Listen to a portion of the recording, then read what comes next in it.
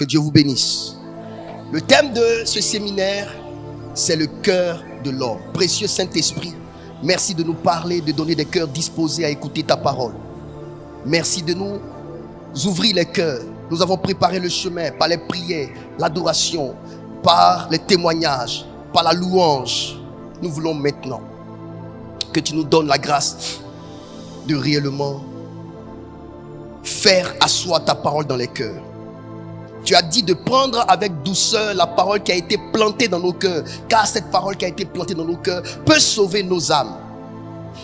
Donne-nous de prendre la parole de l'Éternel avec douceur, au nom de Jésus-Christ. Amen.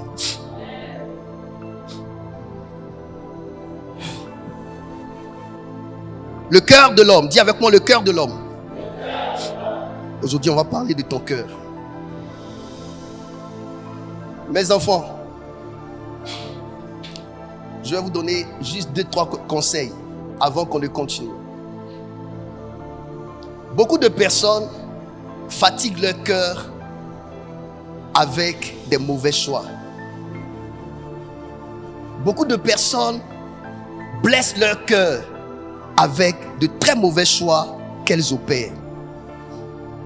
Je disais ici une fois, la prison existe sur la terre. Mais tout le monde n'est pas censé visiter la prison. Il y a des choses qui sont sur la terre qui existent. Si tu sais vivre, ces choses-là ne vont jamais te toucher. Tu ne vas jamais faire rencontre avec ces choses. Dans la vie, ne soyez pas envieux. Quand tu es envieux, tu vas aller prendre ce qui ne t'appartient pas. Et quand tu prends ce qui ne t'appartient pas, ça va te fatiguer l'âme. Parce que quand il sera le temps de rembourser, tu n'auras pas des moyens pour rembourser. Tu vas emprunter pour rembourser. Et tu vas de crédit en crédit. De crédit en crédit. Tu ne peux pas avoir un cœur net quand tu prends des crédits et des crédits. On peut vivre sa vie sans prendre crédit. Si tu acceptes de vivre en fonction de la vie que tu as aujourd'hui. Si je n'ai pas, que j'ai un ami qui m'invite à manger, je mange. Mais je ne vais pas aller prendre crédit et crédit. Si je n'ai pas, je travaille. Je fais un petit job pour pouvoir manger. Tu vis comme ça, tu n'auras pas de problème. Mais si tu veux vivre au-dessus de tes moyens, tu vas te créer des ennuis. Deuxième chose, l'auto.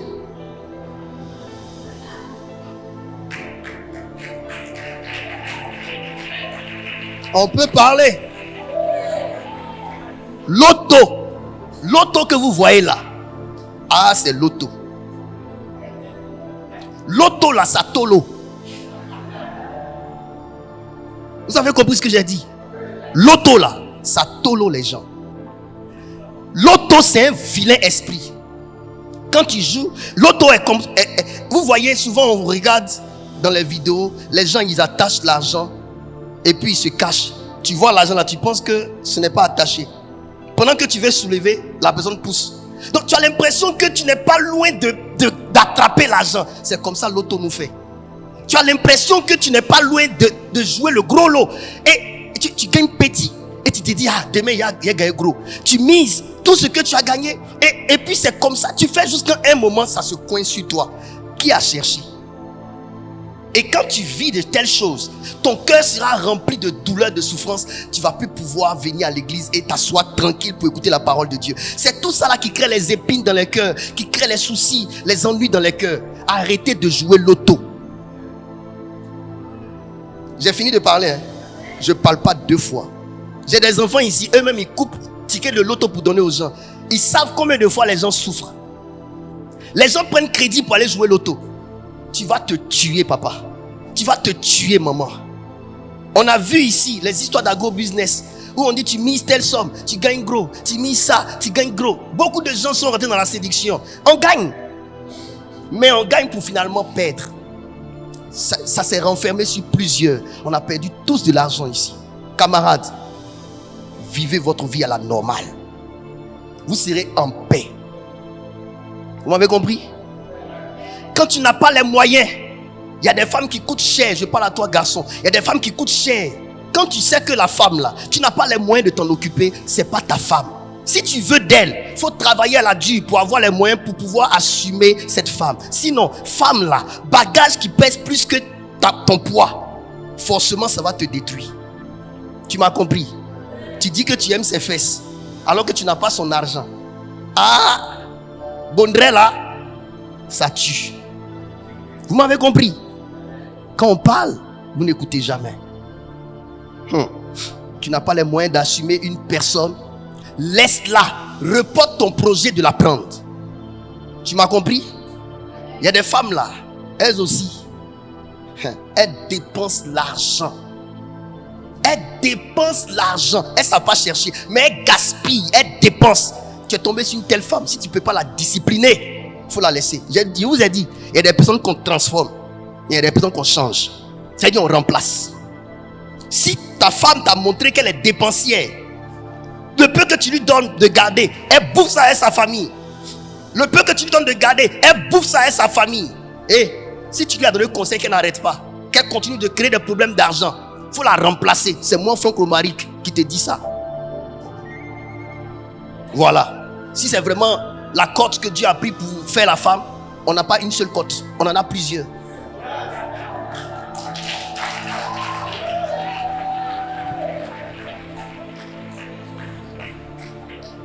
Oh ouais, faut pas aller prendre cote de quelqu'un d'autre qu'ils ont pu fabriquer la femme là pour prendre. C'est pas ta cote. C'est qui est en train de te piquer. Vous êtes assises ici, vous les femmes là, vous m'entendez? Bon, là c'est dosé, doucement. Moi je comprends pas. Tu n'as rien dans ta famille, tu as trouvé un petit gars qui a un peu d'argent. Vous allez vous mettre ensemble, vous faites votre vie. Tu prends ta famille pour déposer sur la tête de ton chéri. Ça, c'est quelle malédiction ça? Quand le monsieur va te boire maintenant, demain tu vas venir t'asseoir. Seigneur, Seigneur, Seigneur, Seigneur. Même Seigneur, même t'a laissé. Le Seigneur n'aime pas les charges. Jésus n'aime pas les charges. Aïe! C'est le mec qui te dit, tout sarment qui est en moi qui ne porte pas de fruits, je coupe, je jette au feu. C'est le Seigneur qui te dit ça. Hein. Ça veut dire que tu ne m'apportes rien. Je me sépare de toi. C'est Jésus qui dit ça. Vous pensez que Jésus veut les charges?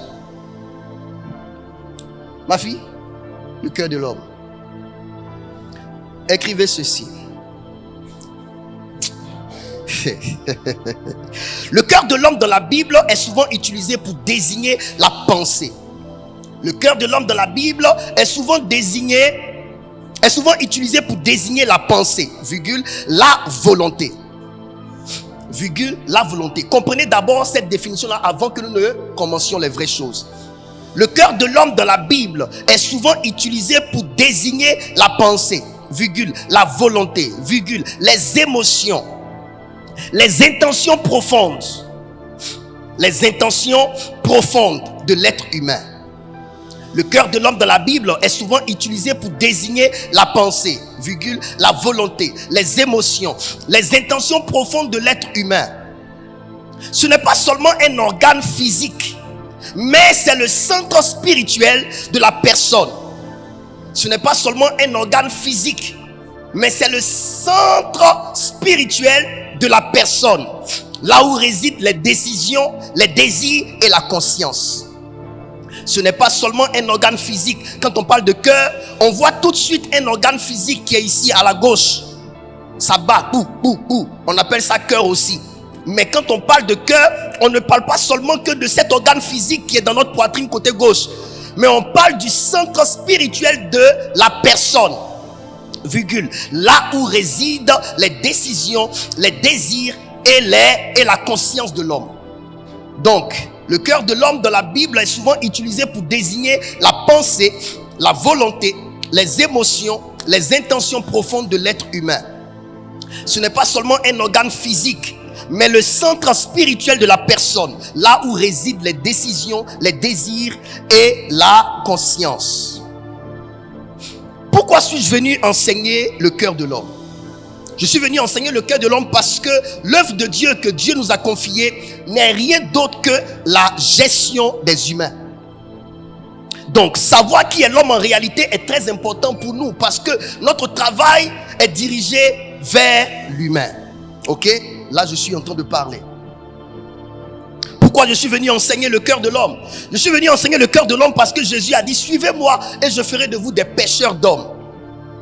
Dieu nous envoie gagner des âmes.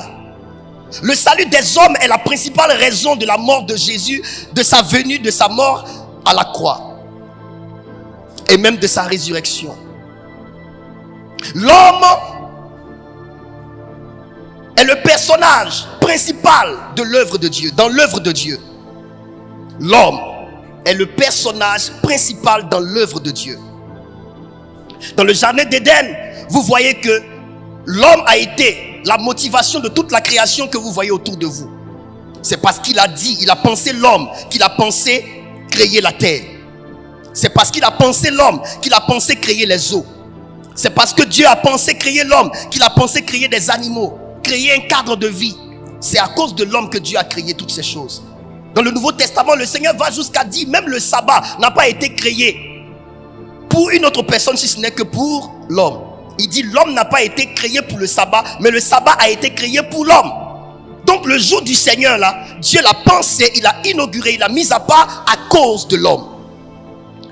Nous ne pouvons donc pas négliger l'homme. Malheureusement, dans la maison de Dieu aujourd'hui, de plus en plus, nous voyons, pendant que nous avancions dans le temps, nous voyons que l'homme commence à être la personne la plus oubliée dans l'œuvre de Dieu. L'œuvre de Dieu aujourd'hui est axée sur l'argent. Je ne parle pas d'offrande parce que l'offrande est sacrée, mais l'argent est satanique.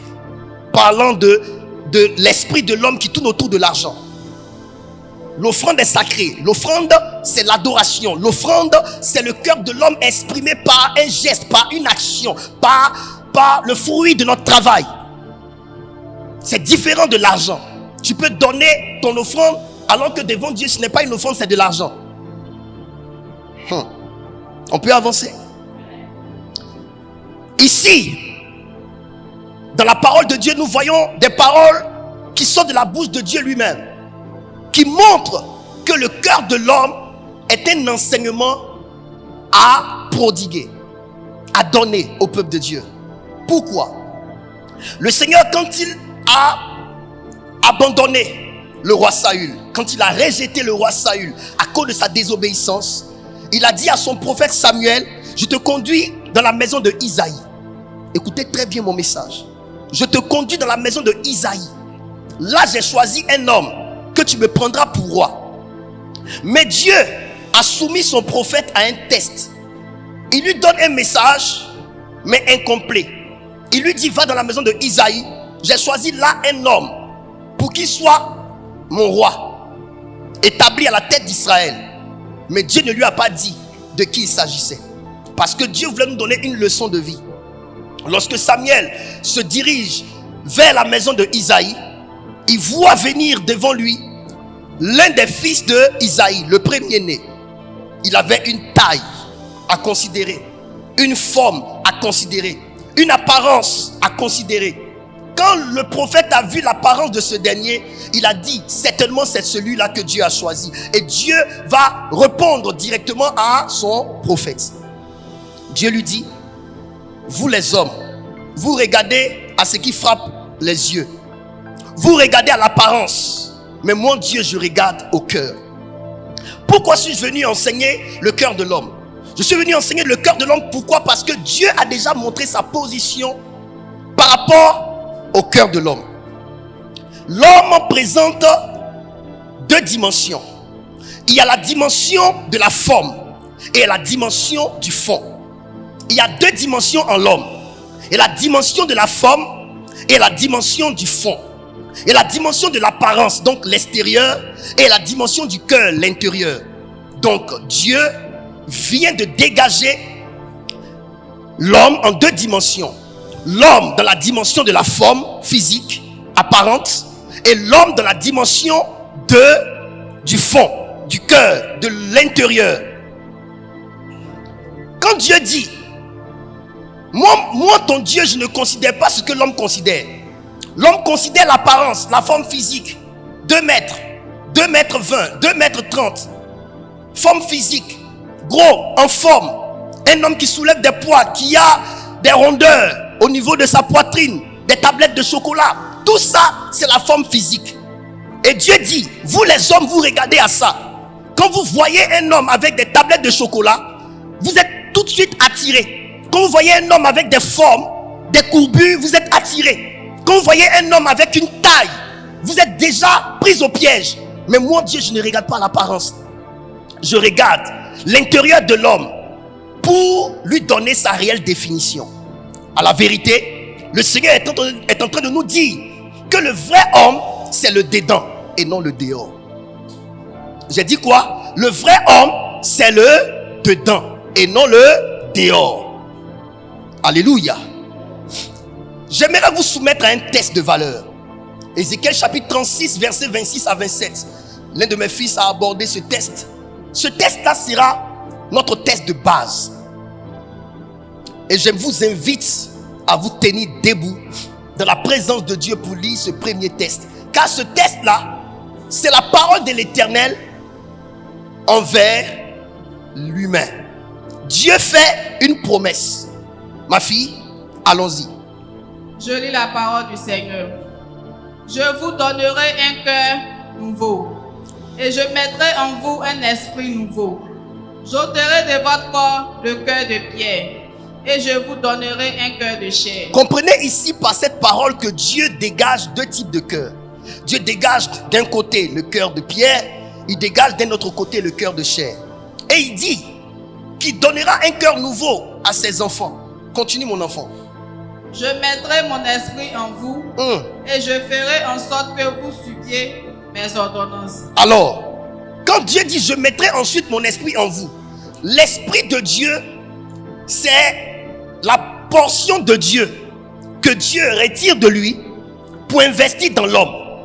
Mais Dieu n'investit pas son esprit dans l'homme sans avoir visité son intérieur, sans avoir visité au préalable son cœur. Vous devez savoir que quand tu tiens un trésor dans ta main, tu ne peux pas mettre ce trésor dans un vase qui ne le valorise pas. Je répète, c'est pourquoi le Seigneur dit, on ne met pas le bon vin dans de vieilles outres. Donc, si le vin que tu as est bon, tu dois aussi choisir l'outre qui valorise ce vin. Donc, vous ne pouvez pas dire que vous considérez seulement que le bon vin, sans considérer l'autre qui doit le recevoir. Le Seigneur, son esprit, c'est le bon vin. C'est la personne de Dieu. Dieu sait ce que son esprit peut créer dans l'humain. Dieu sait ce que son esprit peut créer dans l'humanité. Dieu sait ce que son esprit peut causer, peut apporter, peut créer dans le monde.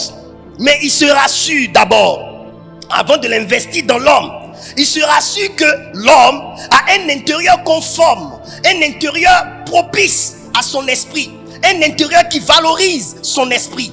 Et il regarde, il visite l'homme de fond en comble et il trouve que l'homme n'a plus le cœur que lui Dieu avait créé. Il voit un cœur comment? Un cœur de pierre. Dimanche prochain, nous enseignerons sur cœur de pierre, cœur de chair. Ça sera l'enseignement dimanche prochain. Cœur de pierre, cœur de chair. Qu'est-ce qui a créé le cœur de pierre? Qu'est-ce qui a emmené le cœur de chair?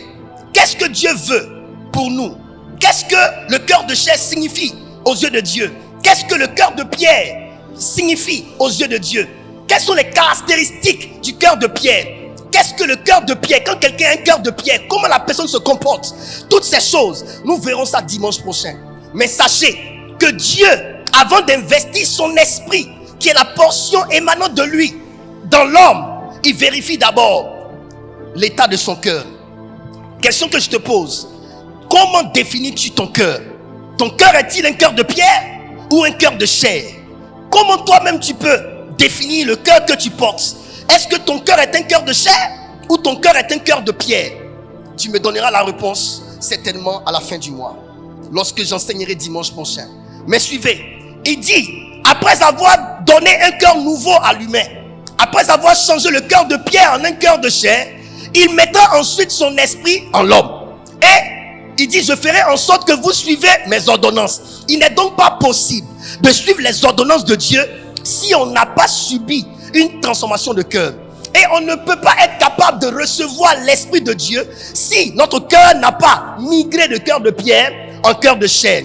Il n'est pas possible du tout de mettre en pratique la parole de Dieu si l'esprit de Dieu n'a pas été sémé en nous. Parce que ce n'est ni par la force, ni par la puissance, mais c'est par mon esprit. Nous demandons parfois aux gens de changer, mais ils ne peuvent pas changer juste parce qu'ils savent que changer est ce qui est bien pour eux. Il faut qu'il y ait une sémence en eux qui les transforme. Il y a une sémence en eux qui les aide à changer. Il y a un esprit en eux qui les amène à changer. Paul a dit, le bien que je veux faire, je n'arrive pas à le faire. C'est le mal que je ne veux pas faire que je me vois en train de faire. Si le mal que je ne veux pas faire, c'est ce que je me vois en train de faire, c'est que ce n'est pas moi qui le fais. Parce que ça ne vient pas de ma volonté, ce mal. Il dit, c'est le péché qui habite en moi. Alors, ce que nous sommes capables de faire dépend d'une sémence qui habite en nous. Celui qui roule son véhicule, il ne se met pas sur le capot pour le rouler. Il ne se met pas sur la toiture pour le rouler. Il ne se met pas sur l'aspect extérieur du véhicule pour le rouler. Il se met où? À l'intérieur du véhicule et à la place de chauffeur pour rouler son véhicule. Alors, si l'Esprit de Dieu n'est pas en vous, il ne peut pas vous conduire. Si l'Esprit de Dieu n'est pas à l'intérieur de vous, il ne peut pas vous conduire. Alors que ceux qui sont fils de Dieu sont conduits par le Saint-Esprit. Mais quelle est la place du Saint-Esprit dans ta vie? Est-il à côté ou à l'intérieur? S'il est à côté, tu ne peux pas faire ce que Dieu veut. Mais s'il est à l'intérieur de toi, alors là tu peux faire ce que Dieu veut.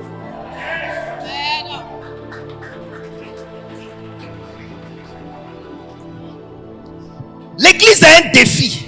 Beaucoup d'hommes de Dieu ne se contentent que d'évangéliser les gens et les amener à l'église s'asseoir sur les chaises. Mais le plus grand travail n'est pas de prendre les gens dehors et les faire entrer dans l'église, mais c'est de prendre Christ qui est à l'extérieur et le mettre à l'intérieur du cœur des hommes. C'est le plus grand travail. Les gens sont dans l'église avec leur corps, mais leur cœur est éloigné de Dieu. Il dit, ce peuple-là m'approche. Quand il m'honore, il me honore du bout des lèvres, mais son cœur est éloigné de moi. Quand tu viens à l'église, où se trouve ton cœur? Quand tu viens de la maison de Dieu, où se trouve ton cœur? Quand on parle de cœur, on parle de tes pensées. Si tu es ici assis, mais tes pensées sont à la maison, tes pensées sont dans les inquiétudes, tes pensées sont au travail, tu n'es pas ici. Tes pensées sont à la piscine, à ton lieu de travail. Tes pensées sont chez un féticheur. Tes pensées sont chez un franc-maçon, chez un ami. Tes pensées sont sur une femme, sur un homme, sur le sexe, sur toutes les choses qui nous minent, sur une vidéo pornographique que tu as regardée. Alors tu n'es pas là. Nous sommes là où nos pensées sont. Et le Seigneur dit, je ferai en sorte que vous suiviez mes ordonnances et que vous observiez et pratiquiez mes lois. Asseyez-vous dans la présence de Dieu. Je vous ai dit, le vrai homme, c'est le dedans et non le dehors. Mes enfants, j'aimerais vous faire étalage de certains versets qui vous montrent que Jésus-Christ, dans l'exercice de son ministère, a été face à l'extérieur de l'homme et à l'intérieur de l'homme. Mais, chose qui va vous intriguer, les hommes n'ont jamais abordé Jésus-Christ avec leurs pensées. Ils ont abordé Jésus-Christ avec leur apparence. Et Jésus-Christ leur donnait des messages, pas en fonction de leur apparence, mais en fonction de la pensée de leur cœur, qui n'exprimait pas. Jésus est en train de nous montrer par cette attitude qu'il ne s'adressait jamais à l'apparence de l'homme. Il s'adressait toujours à la pensée dans l'homme. Parce que le vrai homme, c'est ce que l'homme se dit au-dedans de lui, pas ce que l'homme fait à l'extérieur. Vous voyez, vous pouvez venir à l'église. Physiquement, vous êtes où? À l'église. Mais si vos pensées sont à la maison, vous êtes réellement à la maison. Votre vrai vous est à la maison. C'est là où vos pensées sont que vous êtes. Suivez-moi bien. Écoutez-moi bien. Regardez par exemple certains versets. Ma fille, on peut avancer très vite. Matthieu chapitre 9, verset 1 à 7. Écrivez, Matthieu chapitre 9, verset 1 à 7. Vas-y, lis. Je lis la parole du Seigneur. Jésus étant monté dans une barque, traversa la mer et alla dans sa ville. Oui. Et voici, on lui amena un paralytique couché sur un lit. Très bien. Jésus, voyant leur foi, dit au paralytique, prends courage, mon enfant. Tes péchés te sont pardonnés. Oui. Sur quoi quelques scribes disent au-dedans d'eux. Attends. Quelques scribes disent où? Ils disent au-dedans d'eux. Est-ce que vous savez que vous pouvez parler sans qu'on vous entende? Le silence n'est pas l'absence de parole. Le silence, c'est la parole au-dedans de soi. On dit que tu es silencieux juste parce qu'on n'entend rien dans le monde physique, mais ton intérieur parle. Vous me comprenez? La Bible dit quoi? Sur quoi quelques scribes dirent au-dedans d'eux, cet homme blasphème. Regardez, ils venaient d'insulter Jésus. Ils venaient d'accuser Jésus. Mais ils n'ont pas exprimé. Et est-ce que, regardez l'image. Ma fille, mets-toi face à moi. Je finis de dire, les péchés de ce paralytique lui sont pardonnés. Moi j'ai parlé et elle a entendu. Maintenant elle va parler. Moi je ne vais pas entendre. Elle est là. Elle me regarde, elle sourit. Voilà, elle sourit. Parce que j'ai dit ça, elle sourit. Quand elle sourit, vous qui êtes à côté de moi, qui ne savez pas lire dans son cœur, vous ne savez pas sa réelle position. Quand vous la regardez, vous avez l'impression qu'elle est consentante avec ce que j'ai dit. Vous avez l'impression qu'elle est d'accord avec ce que j'ai dit. Mais au-dedans d'elle, il y a autre chose qu'elle dit. Qu'est-ce qu'il disait au-dedans d'eux? Cet homme blasphème. Et ça, c'est dans leur cœur. Et ils n'ont pas osé dire ça dehors. Vous savez pourquoi souvent vous venez à l'église et puis ce que vous attendez de Dieu, Dieu ne fait pas. Celui qui doit prier pour vous, ce que vous vous dites de lui, c'est ce qui bloque votre vie.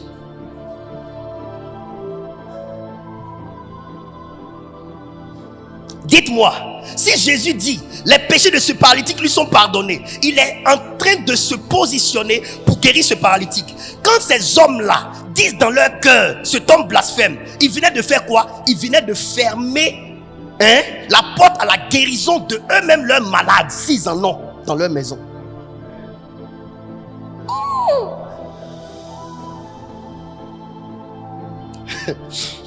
Jésus dit les péchés des malades lui sont pardonnés. Ils estiment que cet homme blasphème. Donc ils ne croient pas en ce que Jésus a dit. Ils disent ça dans leur cœur, mais ils n'expriment pas dans le monde physique. Maintenant regardez ce qui va se passer. Continuons le test. Et Jésus, connaissant leurs pensées, dit... Attends. Jésus connaissant... Écoutez mes enfants, vous ne connaissez pas un homme si vous ignorez tout de ses pensées, que vous savez tout de son aspect physique. Vous ne connaissez pas l'homme si vous ignorez tout de ses pensées et que vous savez tout de sa vie physique.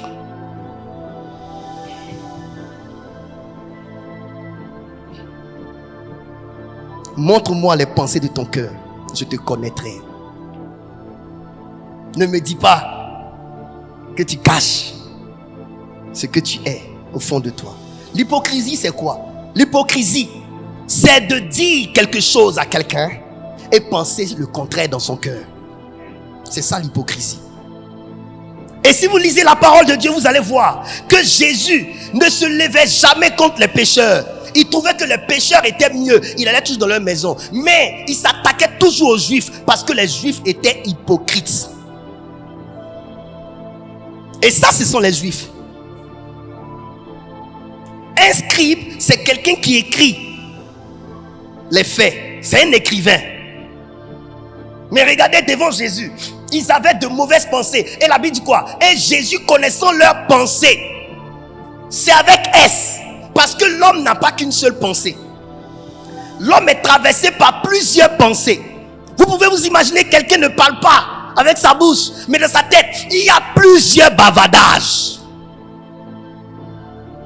Regardez, ils connaissaient leurs pensées, plusieurs pensées. Ils connaissaient toutes les pensées. Vous savez quoi? Souvent, à l'église ici, avant jusqu'à aujourd'hui, il y a beaucoup de mes enfants qui se plaignaient de moi quand je prêchais. Mais ils n'ont qu'à dire la vérité. C'est ce qu'ils pensaient que je disais, que je prêchais. À deux fois, pendant que je suis en train de prêcher, c'est ce qu'ils ont pensé de moi. C'est ce qu'ils ont dit quand ils étaient à la maison. La semaine, ce qu'ils ont fait. Je parle de ça. Un jour, il y a un de vos frères qui était ici, qui a quitté. Quand son ami avec qui il me critiquait a quitté l'église, il est venu chez moi à la maison, il m'a raconté tout ce que les deux disaient de moi.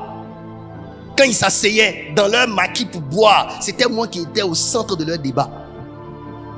Et il me disait, Daddy, ce qui nous étonnait, c'est que chaque dimanche, tu prêchais comme si tu étais là. Et c'est ça qui faisait qu'on était toujours rebelles. J'étais assis quand je le regardais et dit, ah bon?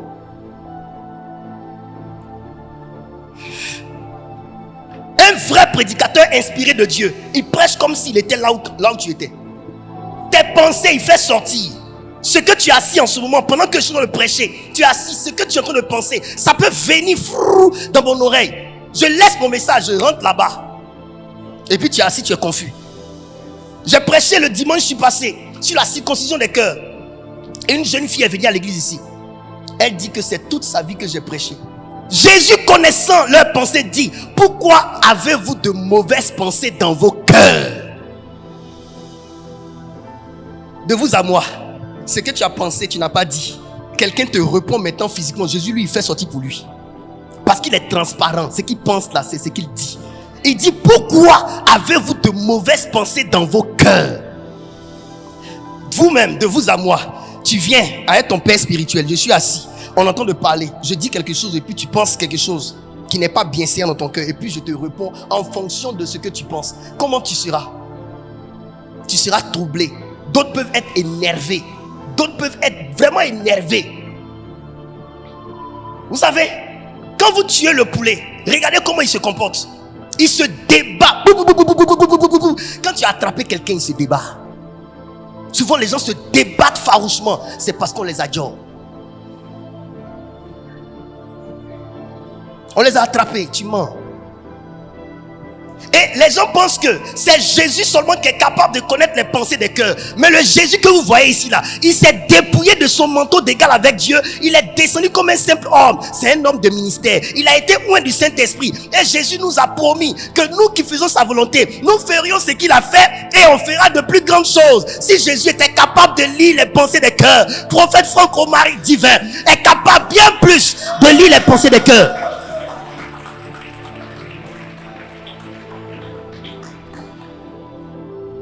Et regardez, Jésus dit: pourquoi avez-vous de mauvaises pensées dans vos cœurs? Continue. Car lequel est le plus aisé de dire: tes péchés sont pardonnés, ou de dire: lève-toi et marche? Or, afin que vous sachiez que le Fils de l'homme a sur la terre le pouvoir de pardonner les péchés, lève-toi, dit-il au paralytique. Prends ton lit et va dans ta maison. Regardez la suite. Et il se leva et s'en alla dans sa maison. Ce que Jésus a dit, c'est accompli. Donc ils ont pensé mal pour rien. Qui a tort? C'est eux. Là je viens de vous montrer que Jésus a été confronté à des gens qui étaient physiquement avec lui. Ça donnait l'impression par rapport à leur proximité qu'ils sont de lui, mais leur cœur était loin de lui. Être proche n'est pas forcément être avec toi. Quelqu'un peut être proche de toi. Ça ne signifie pas que la personne est de cœur avec toi. Quelqu'un peut être à tes côtés. Ça ne veut pas toujours dire que la personne est de ton côté. Jésus a eu des gens à ses côtés, mais c'était juste pour le vendre. Il y a des gens qui sont à tes côtés pour avoir des informations sur toi et partager partout. Être proche ne veut pas dire être avec toi. Il y a des gens qui sont dans cette église là. Ils sont à l'église de la maison du trésor actuellement, mais ils ne sont pas de cette église. Quand ils se retrouvent dans leur quartier, moi je suis catholique, moi je suis ceci, moi je suis cela, leur vraie expression se manifeste. Mais comment voulez-vous que le Dieu de cette église vous bénisse si pendant que vous venez vous asseoir, vous avez dans votre cœur que vous n'êtes pas d'ici, vous êtes d'ailleurs? Notre Dieu a plusieurs maisons, comme a dit Prudent. Notre Dieu a plusieurs maisons. Il peut t'avoir accouché dans la maison catholique et puis décider que tu grandisses dans la maison évangélique, décider que tu sois dans la maison telle. Une jeune sœur catholique, j'ai expliqué cette histoire ici. Je rends ce témoignage pour toutes les personnes qui sont en train d'être tuées par les églises anciennes. Parce que souvent, ce n'est pas Dieu qui vous bloque la vie, ce sont vos anciennes églises qui vous bloquent la vie. Ce paralytique là, vous allez voir dans la Bible, il y a beaucoup de passages comme ça où les gens étaient dans la synagogue, donc dans les églises, où il y avait des sacrificateurs, mais ils étaient paralytiques, on ne les guérissait pas. Jésus vient, il les guérit, les sacrificateurs se plaignent. C'est l'église qui retarde souvent. vos anciennes églises là, c'est ça qui retarde souvent vos vies. Moi je suis catholique, je ne peux jamais quitter l'église catholique. Moi je suis évangélique, je ne peux jamais quitter l'église évangélique. Moi je suis méthodiste, je ne peux jamais quitter. Mais si le problème que tu as là ne peut pas être résolu à l'église là, tu fais comment? Tu vas rester dans l'ancienne église. Je ne peux pas laisser, je ne peux pas laisser, je ne peux pas laisser, je ne peux pas laisser. Pour mourir, tu ne connais pas la valeur de l'église. L'église libère, l'église délivre, l'église n'enterre pas. L'église...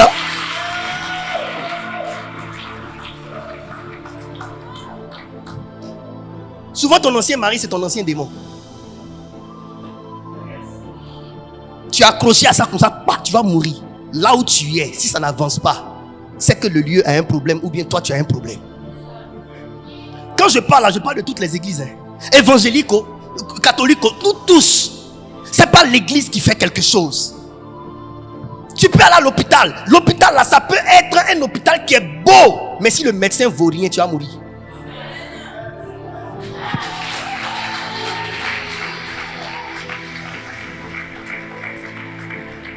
Ne cherchons pas forcément à embellir l'aspect extérieur de l'église. Cherchons à performer ceux qui y travaillent.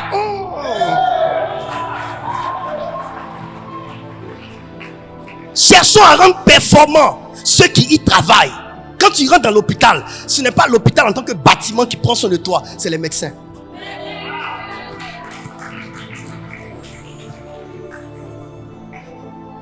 Une sœur, sa belle-sœur l'a invité à l'église chez nous. On n'était même pas encore ici.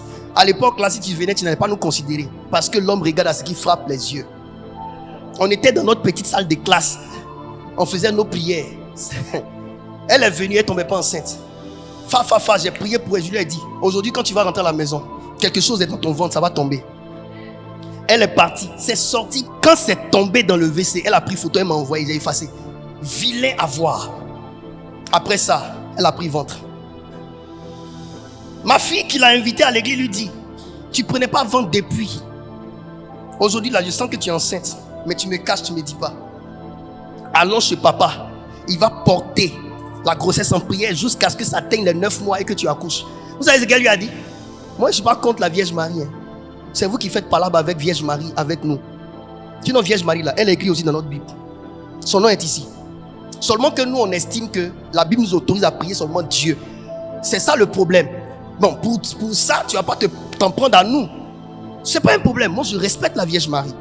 Elle s'est levée et dit à ma fille là que ce n'est pas ton père spirituel qui a prié et puis je suis enceinte. Que c'est la Vierge Marie qui m'a donné mon enfant. Vierge Marie lui a montré que c'est pas elle. 3 jours après, maladie, papa à l'hôpital, au CHU de Cocody, ils ont enlevé sa trompe. La Vierge Marie même, qui est aussi ma mère, lui a montré que tu as menti sur moi. Tu n'as pas reconnu mon fils Franck Romaric divin.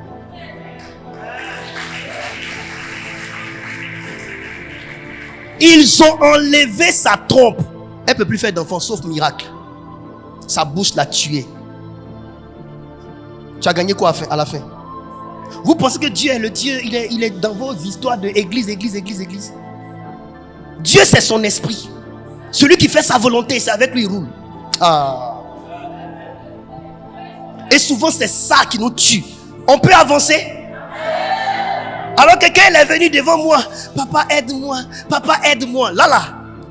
Mais son vrai cœur était derrière. Ça devait juste aller à la maison. Souvent vous venez à l'église, vous venez ruser avec un homme de Dieu. En fait, il y a te dit une chose. Moi mes enfants qui sont ici là, je leur dis toujours. Il y a l'une de mes filles, volonté divine, elle est là. Lève-toi. Elle vient d'une autre église évangélique. Elle est venue ici pour venir rester avec moi parce qu'elle a été saisie par ma manière de prêcher. Elle a senti de rester ici. La dernière fois, je l'ai appelée dans mon bureau. Je lui ai dit, ma fille, est-ce que tu vas souvent voir ton pasteur? C'est pas ce que tu as dit. Il dit souvent, va là-bas, va le saluer. Parce que c'est grâce à lui que je t'ai connu. Son travail qu'il a fait là, moi je reconnais ça. Et je lui ai dit, si tu gagnes l'argent, va souvent lui rendre visite et fais-lui des offrandes. Un véritable homme de Dieu ne ligue pas les enfants de Dieu contre les autres hommes de Dieu.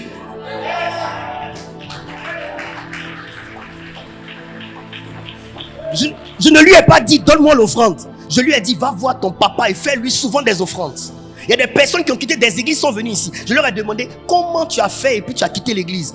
Non, il y a eu tel problème. Il lui a dit va demander pardon. Ils sont partis, ils sont plus revenus parce qu'ils ne pouvaient pas aller demander pardon. Écoutez-moi bien, quand on respecte un homme de Dieu, ce n'est pas le visage, c'est l'identité d'homme de Dieu qu'on respecte. Donc, tout ce qui est homme de Dieu là, tu respectes ça. Si c'est papa l'abbé, tu le respectes. Même l'imam, tu le respectes. Parce que c'est un homme de Dieu. Il fait l'œuvre de Dieu, tu le respectes. Moi, l'imam qui est ici, c'est mon ami. Il est venu ici dernièrement, il dit il voulait me voir. Je l'ai attendu, mais il n'est pas venu. Je vais tout faire cette semaine, il aller le voir. Moi, je suis quelqu'un, je suis comme ça. Mais toi, tu es catholique, c'est les prêtres seulement que tu respectes. Quand tu vois les pasteurs de l'église évangélique, tu les insultes. Tu ne respectes pas les hommes de Dieu. Parce qu'eux aussi sont hommes de Dieu. Moi, je respecte les prêtres. Le prêtre qui m'a montré Jésus la première fois, c'était l'abbé Olivier. Je le cite jusqu'aujourd'hui. Est-ce qu'on m'a compris? Tu ne respectes pas les hommes de Dieu. Tu tries. C'est pour ça que ta vie est bloquée. Et souvent le Seigneur fait que le problème que tu as, c'est l'homme de Dieu que tu as dit tu ne veux jamais aimer là. C'est lui qui a la solution. Tu vas chez celui que tu respectes là. Il prie, pas fio. Il fait, pas fio, longo. Il fait, pas fio, longo. Ça prend pas. Tu sais quoi? Dieu a enlevé la clé là de ses mains et puis l'a donnée à celui que tu ne respectes pas. Parce que Dieu veut t'amener à respecter tous les hommes de Dieu.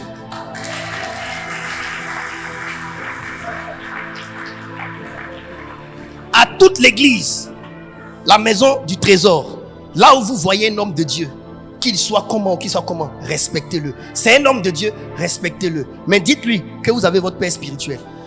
Si lui, il ne respecte pas le fait que vous avez votre père spirituel qui veut s'imposer à vous d'une manière, c'est que lui-même, il a une mauvaise éducation. En ce moment-là, dites-lui au revoir. Parce qu'il n'est pas bon. Moi, quand je vexe quelqu'un, quand il me dit, il me parle de son père spirituel, je lui donne conseil par rapport à son père spirituel. Tranquille. J'ai reçu une dame ici. Parce que j'ai prié pour elle que Dieu l'a visitée. Elle voulait me donner sa dîme. Je lui ai dit non, la dîme, tu ne donnes pas ça à quelqu'un qui t'a aidé. Tu donnes ça à ton père spirituel. C'est l'autorité établie sur toi. Donc, tu peux me faire une offrande, mais tu ne me donnes pas ta dîme. Je n'ai pas ce droit-là devant Dieu. Elle m'a regardé comme ça. Elle ne m'a donné ni offrande ni dîme. Et quand tu mets les gens dans le droit chemin, ils font plus rien. J'étais assis et dit, ouh, regardez là. Elle est partie, elle est deux. Elle n'avait pas laissé un côté ici. Et ce que Dieu a fait dans ta vie là par moi, là tu laisses. Yo, mamie, fako. On peut avancer. Donc ici, le texte nous a révélé que des gens peuvent être devant toi, tu peux dire quelque chose, ils peuvent penser des choses dans leur cœur, et puis tu ne sais pas. Mes enfants, vous n'êtes pas en sécurité si vous ne savez pas lire les cœurs. Je n'ai pas dit de soupçonner. Lire les cœurs, c'est différent de soupçonner. Soupçonner, c'est diabolique. Lire les cœurs, c'est à l'aide du don de parole de connaissance et de révélation. Jean chapitre 2, versets 23 à 25. Vous allez voir quelque chose encore. Je lis la parole du Quickly. Seigneur. Pendant que Jésus était à Jérusalem, à la fête de Pâques, plusieurs crurent en son nom, voyant les miracles qu'il faisait. Mais Jésus ne se fiait point à eux, parce qu'il les connaissait tous. Et parce qu'il n'avait pas besoin qu'on lui rendit témoignage d'aucun homme. Attends. Ma fille, ils doivent écouter. Ils n'ont pas compris. Hein? Retourne, Daniel. Pendant que Jésus était à Jérusalem, à la fête de Pâques, plusieurs crurent en son nom, voyant les miracles qu'il faisait. Président Akré, dis-moi, est-ce que ça te fera mal que par les miracles que Dieu fait à travers toi, les gens croient en toi? Tu seras heureux, n'est-ce pas? Regarde Jésus, regarde notre maître, regarde comment il se comporte. Les gens croient en lui parce qu'il a opéré des miracles. Allons-y, Daniel. Mais Jésus ne se fiait point à eux parce qu'il les connaissait tous. Il ne se fiait pas aux histoires de non Jésus, non je crois en toi, non je crois en toi. Il ne se fiait pas à ça. Tu sais pourquoi? Il les connaissait tous. Vous n'avez jamais vu des gens qui ont pris le micro, qui ont rendu témoignage, qui ont dit moi je ne peux jamais laisser papa, c'est mon papa pour toujours. Elle disait que c'est l'émotion liée au miracle. Il n'est pas quelqu'un de fidèle. Vous savez, souvent quand vous offrez un cadeau à une femme, oh, je t'aime mon bébé, c'est le cadeau qu'elle aime. Souvent c'est pas toi qu'elle aime. Elle t'a insulté dans son cœur qu'il est vilain, il y a sa tête, il y a son nez, mais le cadeau là, le cadeau, sous l'effet du cadeau, ton vieil est devenu joli un coup. Bébé, je t'aime. Oh, doudou à moi. Attends qu'elle se retourne avec le cadeau. Qu'elle utilise le cadeau un jour, 2 jours, 3 jours. La tension va baisser. C'est là maintenant, elle va voir ton vrai visage. Le gars même, il est bégoté là. Il est vilain. Oh. Je l'aime pas. Ne te fie jamais à l'émotion. Au fait, pourquoi Jésus ne se fiait pas à eux? Parce que Jésus savait que c'était à cause des miracles qu'ils ont cru. Mais en vrai de vrai, ils n'ont pas cru parce qu'ils aimaient. Je dis, si quelqu'un croit en toi à cause du miracle seulement, il ne faut pas être en sécurité. Les personnes doivent croire en toi parce qu'ils t'aiment. Je dis, la foi en toi qui perdure et qui rend solide, qui rend fidèle, c'est la foi qui vient de l'amour qu'on a pour toi. Ce n'est pas la foi qui vient du don que tu as fait. Il y a des gens ici, tant qu'on leur donnait un peu d'argent, ils étaient à l'église. Le jour où j'ai dit j'arrête, ils ont quitté l'église. Continuons le test. Et parce qu'il n'avait pas besoin qu'on lui rendît Témoignage d'aucun homme, car il savait lui-même ce qui était dans l'homme. Jésus n'avait pas besoin qu'on lui rende un témoignage sur un homme, parce que lui-même savait ce qui était dans l'homme. Donc à la vérité, tu ne connais pas l'homme si tu ne sais pas ce qui est dans l'homme.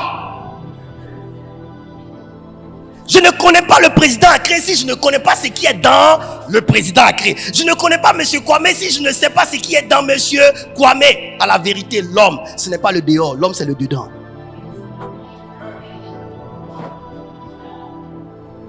Souvent les gens disent que lui là il parle pas, il est calme, il est bien. C'est faux hein. Souvent, c'est sardine que tu vois là. Il s'est conservé. Le jour il va ouvrir sa bouche. Je préfère les gens qui parlent. Les gens qui, quand ils ont quelque chose là, ils parlent vite là. Ils sont mieux que les gens qui parlent pas. Tu bailles sur les pieds. Il économise. Il ne sait pas garder l'argent, mais il sait garder colère. Il ne sait pas garder l'argent, mais il sait garder colère.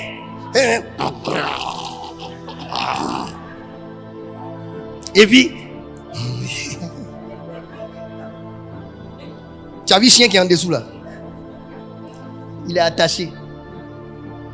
Le temps vient quand il va sortir. Tu attends, wow. C'est lui. On peut avancer? Jésus connaissait, il savait lui-même ce qui était dans l'homme. La question que je pose aujourd'hui, qu'est-ce qui est dans l'homme que tu es? Donc, il est en train de nous dire que l'homme que tu vois là, c'est ce qui est en lui qui le définit réellement. Ce n'est pas ce qu'il fait à l'extérieur.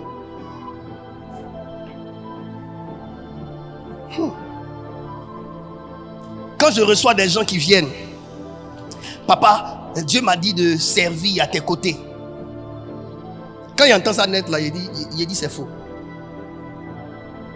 Dieu t'a dit ça. Non, c'est faux. Tous ceux qui sont venus avec Dieu m'a dit, sont partis avec, je ne sais pas qui leur a dit. Parce qu'il y a des gens qui viennent dans l'église des gens. Toi tu viens d'arriver, tu veux en même temps monter. Est-ce que tu as vu là? Et tous sont en dessous, sont en train d'apprendre. Toi tu viens en même temps, tu veux prendre tes expériences d'une autre église là-bas. Ce que tu as appris là-bas là, c'est pas ici. Là-bas on te connaît, ici tu es nouveau. Laisse-nous te connaître avant de te positionner. Il ne faut pas te presser. Tu es une ancienne chrétienne, tu es ancienne chrétienne pour ton église. Tu n'es pas ancienne chrétienne pour ici. Ici on ne te connaît pas, donc quand tu viens, il faut t'asseoir et puis regarde les gens, apprends. On peut avancer? On va lire des versets. Marc chapitre 2, versets 7 à 8. Lis ça avant qu'on ne lise Proverbe 15, 11. Je lis la parole du Seigneur. Oui. Comment cet homme parle-t-il ainsi et blasphème? Qui peut pardonner les péchés si ce n'est Dieu seul? Ça, c'est leur pensée. Jésus ayant aussitôt connu par son esprit ce qu'ils pensaient au-dedans d'eux, leur dit: Pourquoi avez-vous de telles pensées dans dans vos cœurs? Le passage que je vais vous faire remarquer, comment Jésus pouvait savoir ce qui était dans les hommes. La Bible dit quoi? Jésus ayant aussitôt connu par son esprit ce qu'il pensait. Donc Jésus connaissait les gens par son esprit. L'esprit qui en lui était un esprit ouvert, mobile, capable de traverser l'apparence des gens et d'atterrir dans leur intérieur pour savoir leurs pensées. Si tu ne sais pas lire le cœur de l'homme, tu ne sais pas connaître l'homme. Luc chapitre 6, versets 6 à 11. Luc 6, 6 à 11. Luc 6, 6 à 11. Il arriva un certain jour de sabbat que Jésus entra dans la synagogue. Jésus entra dans la synagogue. Synagogue là, disons église, lieu où on priait, synagogue. Et qu'il enseignait, oui. Il s'y trouvait un homme dont la main droite était sèche. Dans la synagogue, président a créé, il y avait un homme qui était dans la synagogue. Ça veut dire qu'il partait dans l'église, mais sa main était sèche. Les gens qui étaient là, qui servaient Dieu là, n'ont pas pu guérir ce dernier. Jésus va venir le guérir. Regarde ce qui va se passer. Continue. Les scribes et les pharisiens observaient Jésus pour voir s'il ferait une guérison le jour du sabbat. C'était afin d'avoir sujet de l'accuser. Il observait. C'est-à-dire qu'il le regardait comme ça, mais leur pensée était tout autre. Souvent, tu vois les gens te regarder, tu penses qu'ils sont en train de t'admirer. Attention, ne pense pas que le regard de quelqu'un sur toi est de l'admiration si tu ne connais pas ses pensées. Mais il connaissait leurs pensées et il dit à l'homme qui avait la main sèche: lève-toi et tiens-toi là au milieu. Il se leva et se tint debout. Et Jésus leur dit: je vous demande s'il est permis le jour du sabbat de faire du bien ou de faire du mal, de sauver une personne ou de la tuer. Regardez, cette question que Jésus a posée était par rapport à quoi? Par rapport à ce qu'il avait connu leurs pensées. Il y a des gens qui viennent à l'église. Quand ils viennent là, ce n'est pas Dieu qui vient chercher. Ils sont assis et puis ils regardent la façon de prêcher de l'homme de Dieu, les fidèles, comment les gens s'habillent. Ils observent tout ça. Ils sont en train de critiquer l'église dans leur cœur. Ils sont assis. Toi qui viens, qui fais ça, tu n'es pas en train de chercher Dieu. Tu es en train de montrer ton intérieur. Et tu ne peux rien saisir dans l'église de Dieu. Rien. Leurs pensées. Et Jésus pose des questions par rapport à leurs pensées. C'est-à-dire, quand Jésus pose la question, est-ce qu'il est permis de faire du bien le jour de sabbat ou bien eux-mêmes ils sont assis, ils savent que le monsieur là, il a compris ce que nous on pensait. Tous ces versets, je vous ai montré pour dire, les gens peuvent être là, mais leurs pensées peuvent être différentes. Donc, l'homme en vérité, c'est qui? C'est son cœur, c'est ses pensées. On peut avancer? Luc 11, 17. Je lis la parole du Seigneur. Comme Jésus connaissait leurs pensées, il leur dit: tout royaume divisé contre lui-même est dévasté, et une maison s'écroule sur une autre. Alléluia. Jésus connaissait leurs pensées. Il a donné le message, pas en fonction de leur présence, de leur proximité, mais en fonction de ce que les gens pensaient. L'homme, c'est son cœur. L'homme, c'est les pensées de son cœur. Maman, il faut soigner les pensées de ton cœur. Papa, il faut soigner les pensées de ton cœur. Pendant que tu es assis ici, le véritable toi, ce n'est pas les fesses sur la chaise. Le véritable toi, c'est ce que tu penses en ce moment précis là où tu es assis. On est d'accord? Donc le corps de l'homme peut être différent de ses pensées. Le physique de l'homme peut ne rien avoir avec ses pensées, les pensées de son cœur. Quelqu'un peut te sourire comme ça sur ses dents, mais ses pensées disent tout le contraire. On a vu dimanche passé, on dit l'homme te dit mange et bois, mais son cœur n'est pas avec toi. C'est-à-dire, il te souhaite le bonheur, mais dans son cœur, il est en train de dire que le malheur t'atteigne. Mais devant toi ici, il dit hey, je veux que tu sois béni, mais dans son cœur, écoutez, attention. Et c'est cette double personnalité là qui fait que beaucoup de personnes n'avancent pas. Parce que Dieu regarde où? Au cœur.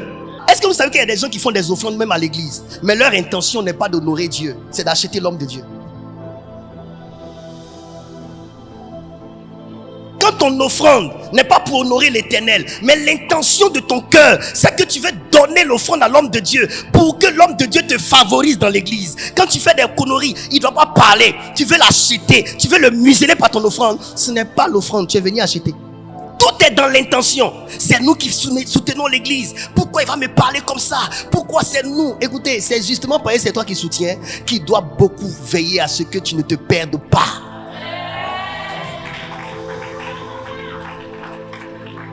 Le président a créé. Quand je suis assis à lui dans sa voiture, je lui donne toujours conseil. Quand il vient chez moi à la maison, je lui donne toujours la parole de l'Éternel. Je ne l'insulte pas. Je lui donne la parole de l'Éternel. Parce que ce monsieur m'a montré qu'il a donné son cœur à Jésus. Donc moi, je dois faire en sorte que cet homme-là, il soit honoré par l'Éternel aussi. Je lui parle. Non, parce que tu me fais des offrandes, je ne peux plus te parler. Un homme de Dieu qui n'est plus capable de parler à son fils, guider son âme, le traiter pour qu'il marche dans la droite ligne à cause des offrandes, il s'est vendu. Il a montré que l'argent a plus de valeur que l'humain. Jésus n'est pas venu mourir pour l'argent. Il est venu mourir à la croix pour nous sauver les âmes. Offrande, oui, mets de côté, mais toi, change de vie. Vous m'avez compris? Dieu connaît les secrets du cœur de l'homme. Est-ce que tu sais ça? Avec tout ce que Jésus a fait, on voit que Dieu connaît les secrets du cœur de l'homme. Maintenant, deuxième chose, le cœur de l'homme a des secrets. Parce que connaître les secrets du cœur signifie que le cœur a des secrets. Il y a des gens qui ont des pensées cachées à l'intérieur de leur cœur. Ils ne vont jamais faire sortir. Est-ce que vous savez que les mauvaises interprétations viennent et révèlent l'état du cœur d'une personne? Quand vous voyez quelqu'un, tout ce que tu fais, il interprète mal. Il interprète mal. Il interprète mal.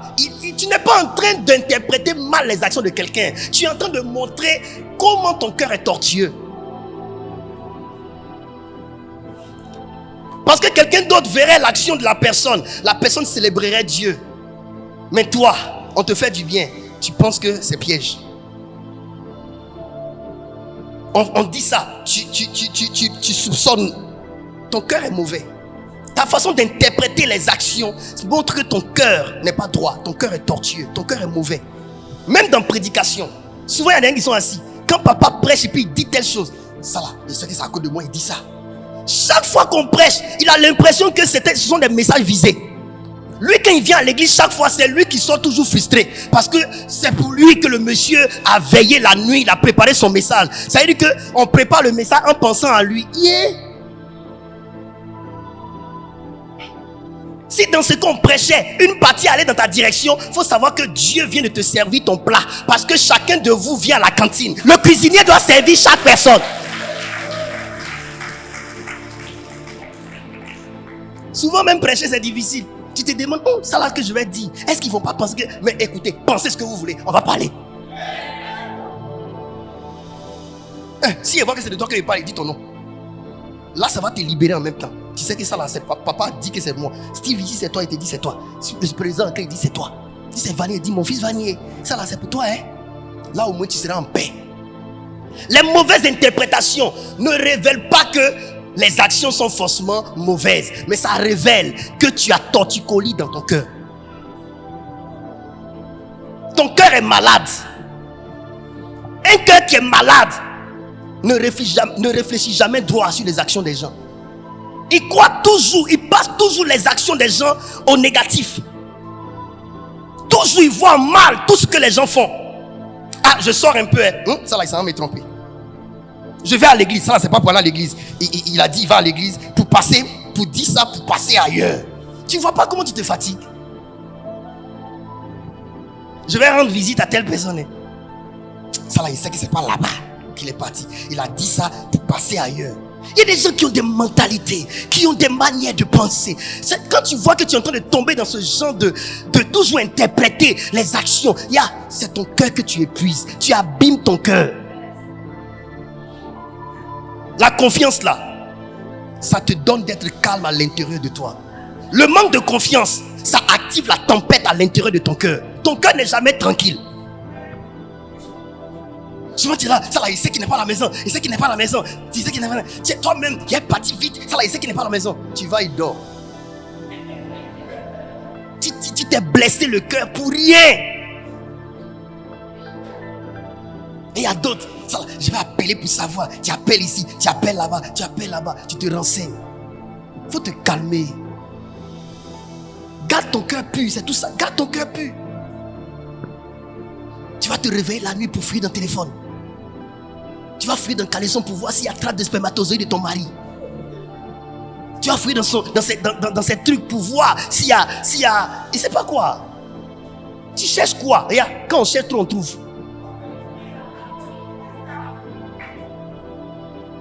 Un bon jour là, papier. C'est-à-dire que quand tu vas dans un supermarché, tu achètes les choses et puis on te donne reçu là. Tu vas prendre ça quand tu regardes tout ce que tu vois dessus là. Il a acheté quoi? Condom. C'est-à-dire que tu vois ça comme ça dessus. Alors que c'est pas ça. Hein. Tellement que tu penses à ça, ça a pris tes yeux quand tu regardes. Aïe, il a acheté préservatif. Alors que quand tu regardes bien, c'est tomate, savon, pas de dentifrice.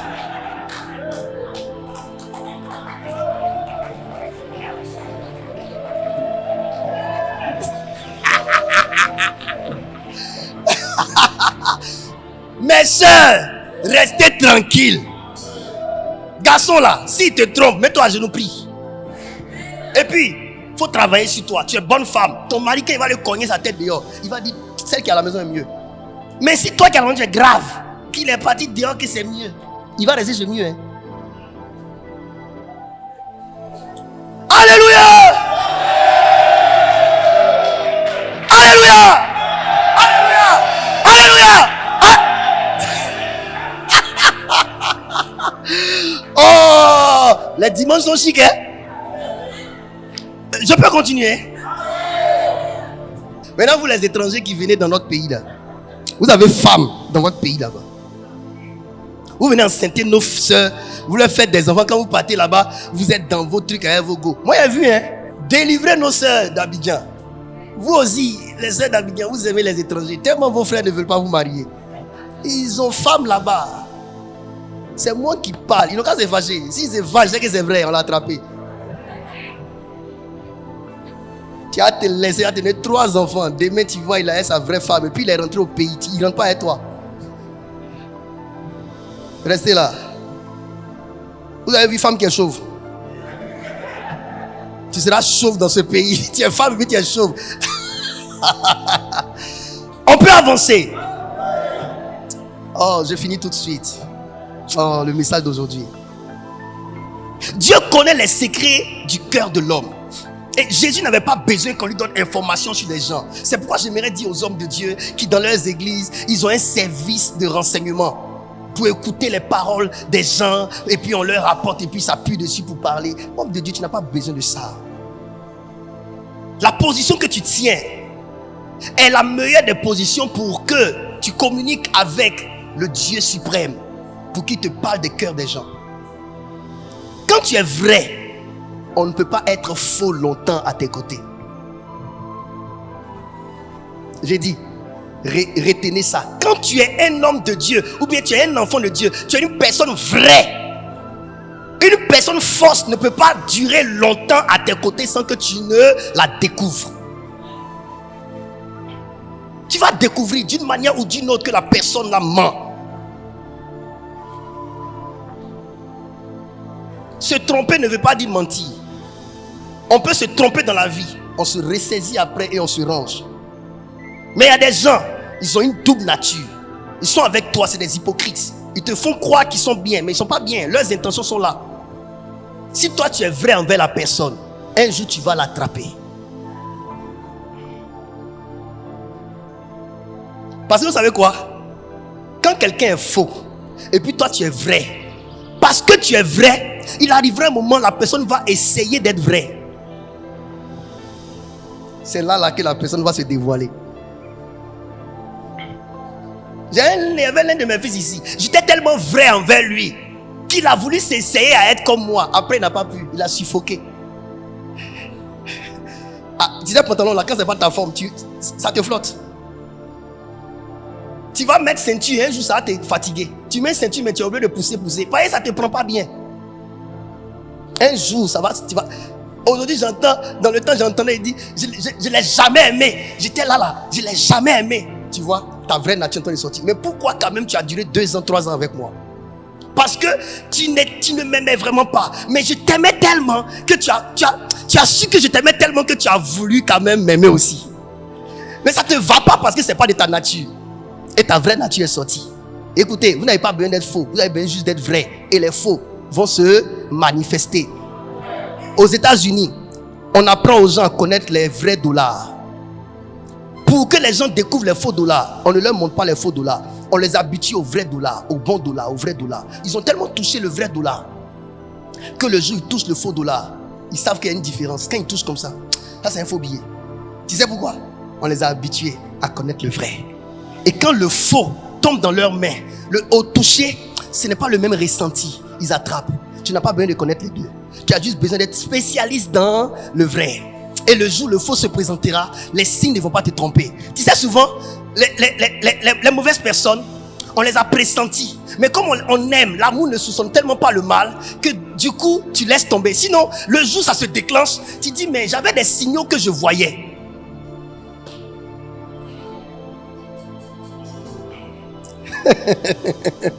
On peut avancer. Dieu connaît les secrets de cœur des gens. Psaume 44, verset 21.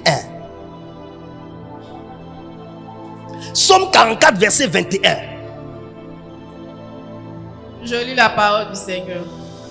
Si nous avions oublié le nom de notre Dieu et étendu nos mains vers un Dieu étranger, Continue. Dieu ne saurait-il pas, lui qui connaît les secrets du cœur. Dieu connaît les secrets du cœur. C'est pourquoi j'aimerais dire à quelqu'un, faites attention à un homme de Dieu qui est attaché à Dieu. N'abordez pas un véritable serviteur de Dieu avec la malice dans votre cœur. Soyez vrai. Parce que les personnes qui sont susceptibles de vous découvrir là où vous vous cachez, c'est les gens de Dieu. Tu as entendu? Ce sont les gens de Dieu qui sont susceptibles de vous découvrir là où vous vous cachez. Ne venez pas à l'église pour nous tromper. Vous n'allez pas réussir. Souvent, vous voulez qu'on se lève, qu'on dise le nom des gens pour que vous sachiez que Dieu lui parle. Je vais commencer à m'éranger. Non, ça c'est être faux. Pour savoir que quelqu'un est vrai, ne lui montre pas que Dieu te parle. Qu'il t'aborde avec ce qu'il est vraiment. Sinon, quand les gens ont su que Dieu te parle une fois, tu as donné une révélation une fois, 2 fois, 3 fois, ils se cachent. Ils ne sont pas vrais, ils se cachent de toi. On peut avancer? Écoutez, Proverbe chapitre 15, verset 11. Tu peux lire déjà ici. Tu vois de loin. Allons-y. Le séjour des morts et l'abîme sont devant l'Éternel. Combien plus les cœurs des fils de l'homme? C'est-à-dire que de la même manière que le séjour des morts et l'abîme sont devant l'Éternel, c'est comme ça que les cœurs des fils de l'homme sont devant l'Éternel. Sincèrement, tu vas te cacher de Dieu. Dieu te connaît. Dieu sait ton cœur. Dieu sait que tu es ici, mais tu n'es pas sincère avec lui. Dieu sait que tu es ici, mais dans ton cœur, il n'y a pas d'amour pour Dieu. Dieu sait. Tu te mens à toi-même seul. Vous savez, les gens se plaignent, je vais à l'église depuis je ne vois rien. Je vais à l'église depuis je ne vois rien. Renseignez-vous, vous allez voir, ces personnes n'allaient pas à l'église convenablement. C'est des gens qui partaient un jour. Ils tiraient 3 jours. Ils partaient de temps en temps. Les gens mentent. Tu ne peux pas avoir une forêt avec des herbes, avoir une machette, désherber et puis ne pas couler sueur. C'est pas possible. Si vraiment tu travaillais dans ton champ, on allait voir que tu étais trempé de sueur. Ton affaire de Dieu là, tu mens dedans. Quand vous n'êtes pas sincère avec Dieu, vous ratez Dieu. Dieu, on l'aborde avec la patience. Quand tu aimes, tu sais attendre. Vous savez faire ça avec vos gars? Moi, je le dis toujours. Pourquoi Dieu, vous ne pouvez pas l'attendre? Ton gars, il n'a rien, mais tu dis c'est lui que tu aimes. Tu restes là, tu attends jusqu'à... Souvent, il n'est même rien. Plus il avance, il est 0. Plus il avance, il est 0. Mais ton amour ne diminue pas. Tu ne fais que l'aimer en allant. Et tu le supportes parce que tu l'aimes. Et tu attends toujours. Oh, tu attends. Mais Dieu, dès que tu viens à l'église un dimanche, le dimanche là, toute ta vie détruite là, qu'on construit ça en un jour. Mon ami, même Dieu n'a pas créé le ciel et la terre en un jour.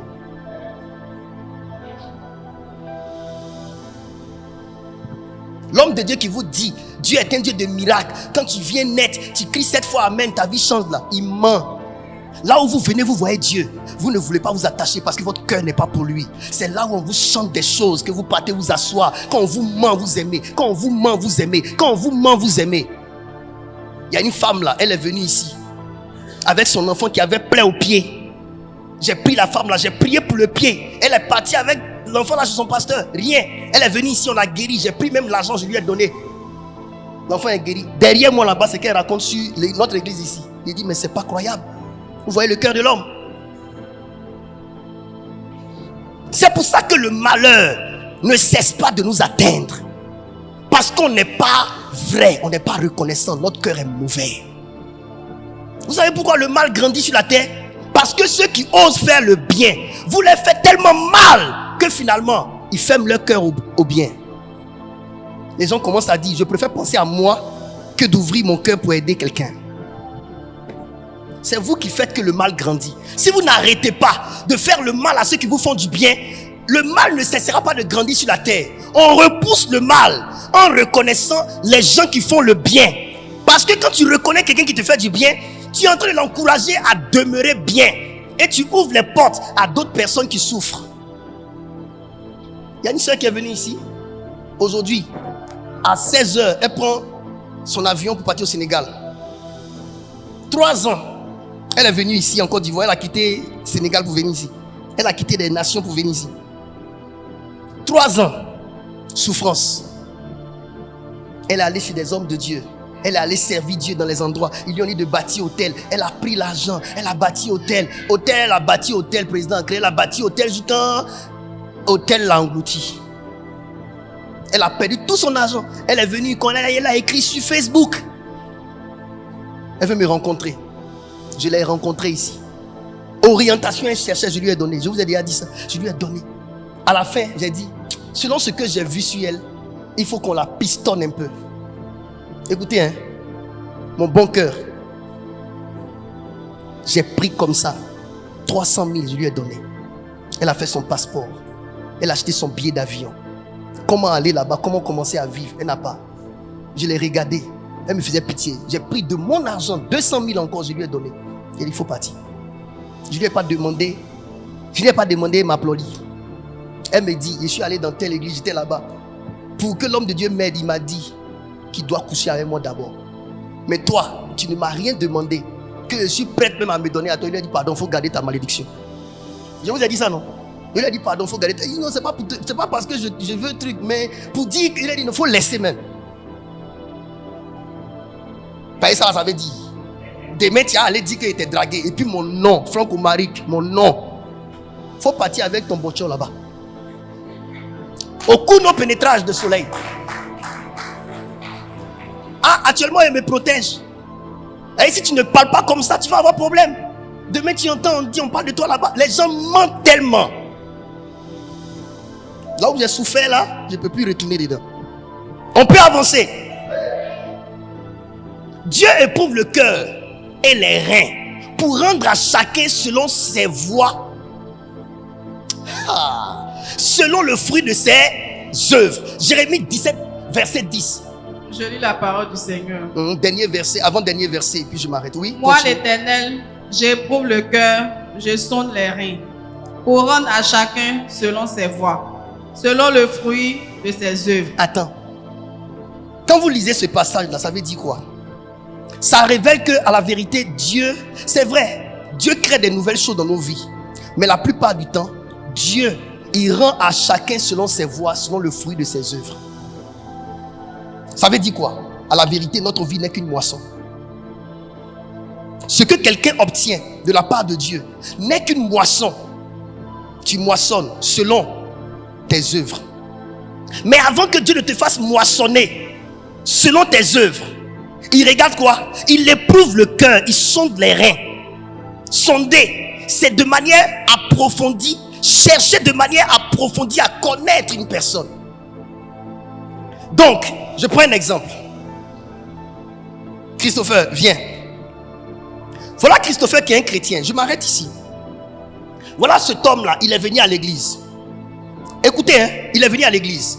Au fait, souvent les gens ne connaissent pas Dieu. C'est pour cela que les gens se plaignent. Au fait, les gens pensent que Dieu, il ne tient pas compte de ce qu'on fait.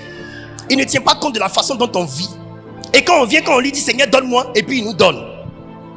Même à la banque, il y a des conditions à remplir pour qu'on te donne l'argent. Ce n'est pas parce qu'il y a l'argent dans la banque que tu vas rentrer quand il dit donnez-moi et puis on te donne. On te soumet à des conditions.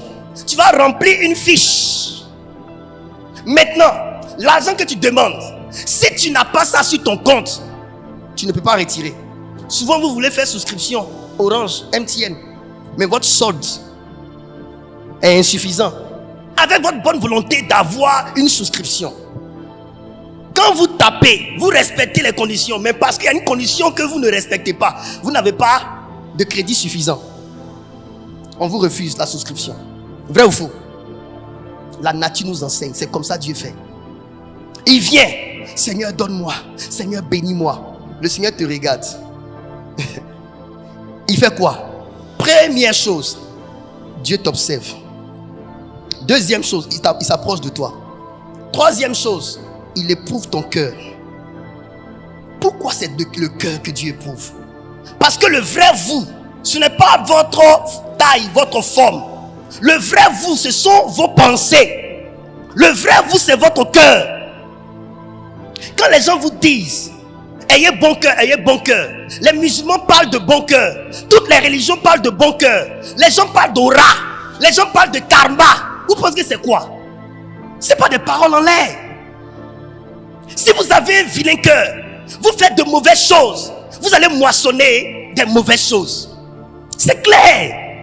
Dieu lui-même qui est Dieu qui vous aime tant, il regarde d'abord votre cœur, il éprouve. Et quand il éprouve votre cœur, il sonde vos reins. Le rein, c'est ce qui purifie votre sang dans votre organisme.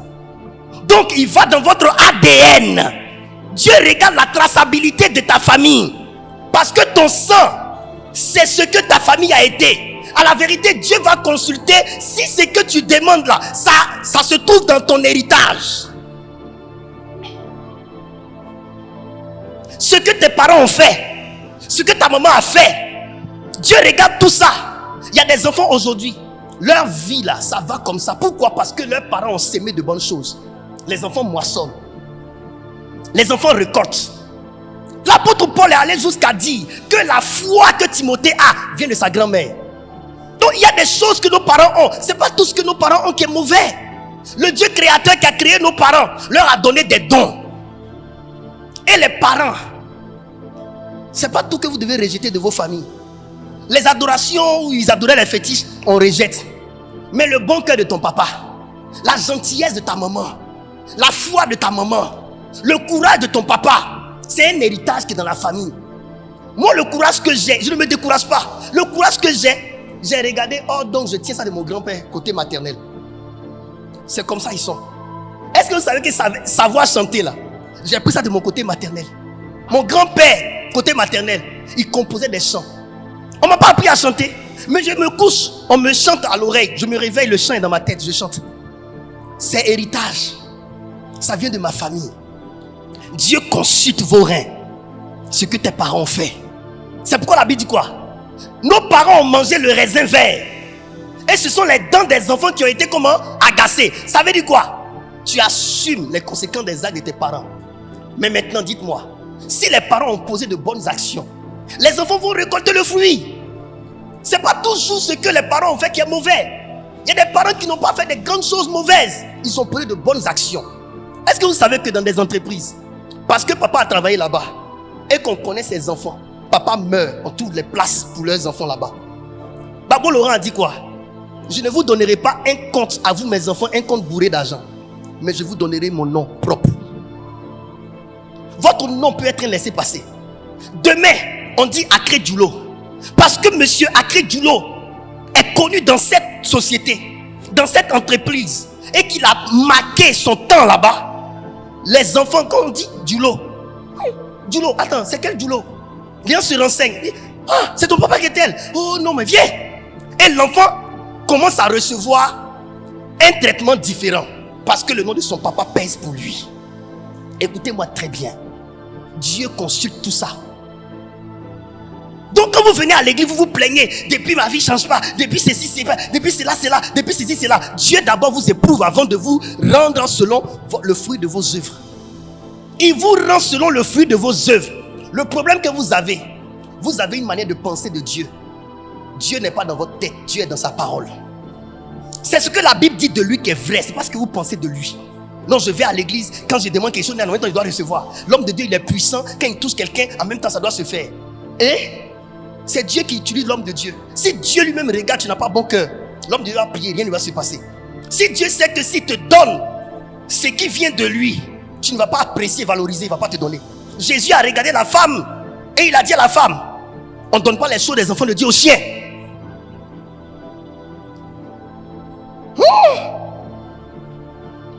Pourquoi Dieu regarde au cœur avant de bénir? Pourquoi Dieu regarde au cœur? À la vérité, toutes les œuvres que vous faites s'inscrivent dans votre âme. Il n'y a pas quelque chose que vous faites qui n'est pas dans votre âme. Quand tu insultes, ça s'inscrit dans ton âme. Quand tu agis mal, ça s'inscrit dans ton âme. Quand tu pêches, ça s'inscrit dans ton âme. Si tu n'as pas demandé pardon à Dieu pour qu'il efface ça, changer de vie, ça se scotche, ça s'accroche à ton âme. Écoutez-moi bien. Écoutez-moi bien. L'église de Côte d'Ivoire a besoin d'être sincère envers Dieu.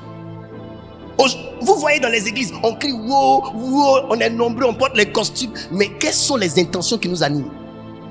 Quelles sont les pensées qui nous animent? Il y a des gens, ils vont juste à l'église pour aller chercher leur femme. Jésus ne les intéresse pas. La fille est venue chercher son Dieu pour aller au ciel. Toi, tu viens par intention de venir chercher femme. Quand tu viens, tu l'as eu. Elle a cru que tu étais un bon frère en Christ. Tu la prends, tu la sors de l'église. Et puis tu vas la maltraiter dans ton foyer. Tu vas perdre l'éternité de cette fille.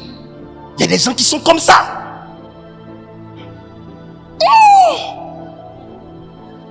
Je peux prêcher? Quelles sont les intentions qui nous animent? Il y a des gens qui viennent, ils font tout pour avoir accès facile auprès de l'homme de Dieu. Leur intention, c'est d'être aux côtés de l'homme de Dieu.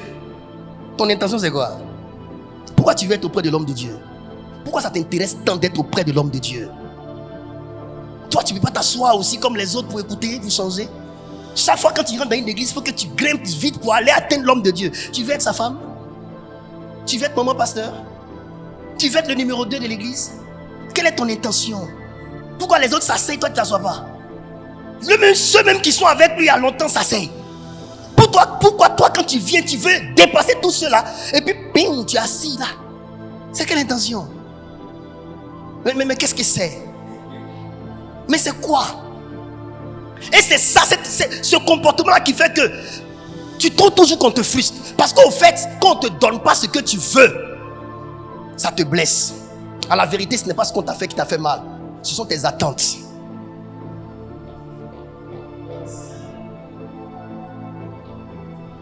Soignons notre cœur. La meilleure position pour recevoir de Dieu, c'est de s'asseoir. Les hommes avaient faim. Pour que Jésus leur donne à manger, il a posé une condition. Il a dit, faites-les asseoir. Faites-les asseoir. Où? Dans les herbes. Parce que Christ est le berger. Nous sommes les brebis. La nourriture de la brebis, c'est les herbes. Quand il dit faites-les asseoir dans les herbes, il est en train de dire faites-les asseoir dans ma parole. Asseyez-vous qu'on vous enseigne. Qu'on mette la parole dans votre cœur. Et que votre attitude soit guidée par cette parole-là. Si vous n'avez pas la parole de Dieu dans votre cœur, vos actions seront guidées par vos pensées qui sont contraires à Dieu. Jésus a dit, Marie a choisi la bonne part. Elle s'est assise à mes pieds pour que j'investisse de ma parole en elle. Une telle femme qui écoute ma parole, le jour où elle se lève, qu'elle veut faire quelque chose, elle fera en fonction de ma parole. Asseyez-vous et laissez Dieu vous parler. Asseyez-vous, ouvrez vos cœurs, que la parole de Dieu rentre dans votre cœur. Quand tu regardes la façon de vivre des chrétiens, tu ne vois pas où ils ont appris à connaître Dieu. Tu ne vois même pas que leurs actions sont guidées par la parole de Dieu. Parce que la parole de Dieu est restée à leur oreille, mais n'est pas rentrée dans leur cœur. J'ai dit, sans franc-maçonnerie, sans sorcellerie, le Seigneur m'a donné un secret. Je priais, j'ai dit au Seigneur, les gens ont beaucoup de fidèles. D'autres même qui sont venus derrière nous, ils ont beaucoup de fidèles. Seigneur, comment ils font? Le Seigneur m'a dit, ne regarde pas ça. dis la vérité à ceux qui sont devant toi. C'est mieux d'avoir 20 personnes sincères que d'avoir 1000 personnes qui bavardent mais qui ne sont pas sincères. Vous-même, vous savez que dimanche, quand vous venez là, c'est un brushing que je vous fais. Quand vous finissez, quand vous sortez, oh, non, papa là, il parle. Je veux votre bien. Ma parole que je prêche, ça résonne 2 fois dans la tête des gens. Je ne prêche pas sans que le cœur ne soit secoué. Tous les messages que je donne interviennent dans le cœur de l'homme. Souvent tu t'assois comme ça, ta tête remue, tu sais que ça là c'est la vérité. Faut pas mentir aux gens. Non, crie 7 fois, tu seras béni demain. Crie 10 fois, demain tu as construit l'immeuble. On ne construit pas l'immeuble en un jour. C'est mensonge. La ville on bâtit ça comme ça.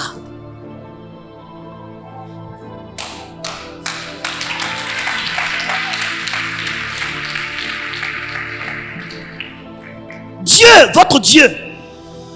Voilà le verset qui est devant vous. Si vous voulez contester avec moi, lisez.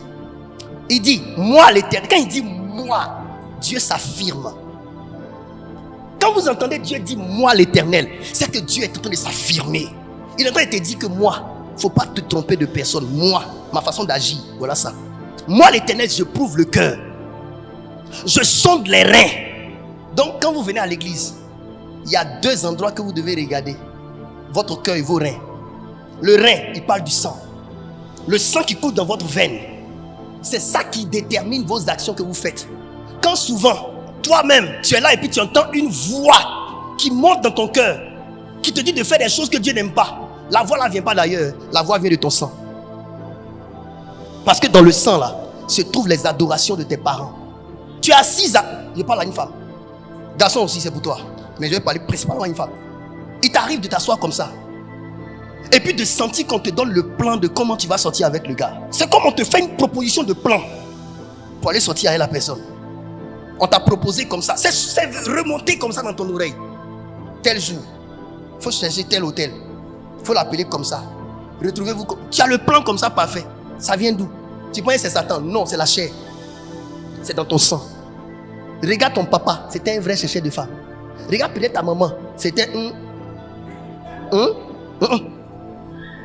Amen.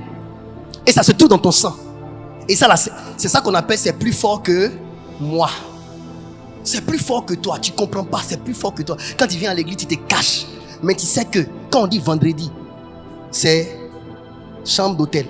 Samedi, chambre d'hôtel. Dimanche même là, tu risques même d'être encore dans chambre d'hôtel. Toi seul, tu cherches 2, 3, 4, 5 femmes. Camarade, un seulement là, c'est mieux. C'est bon. Mais 2, 3, 4, 5. Ah! C'est un projet ou bien? Et on ne vous juge pas.